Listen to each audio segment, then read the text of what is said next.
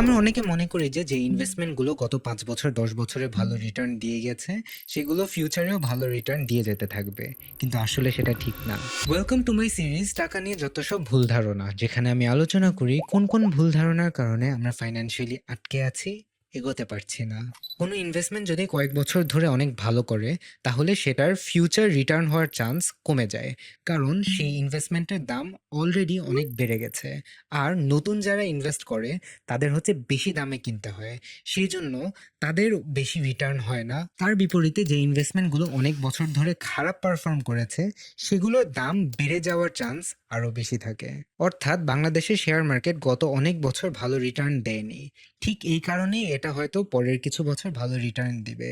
আবার জমি বা বাড়ি অনেক ভালো রিটার্ন দিয়ে গেছে, ঠিক এই কারণেই হয়তো জমি বা বাড়ি ফিউচারে রিটার্ন কম দিবে। এরকম ভুল ধারণা নিয়ে যদি আরো জানতে চান, তাহলে আমার প্রোফাইলে গিয়ে বাকি এপিসোডগুলো দেখে আসতে পারেন।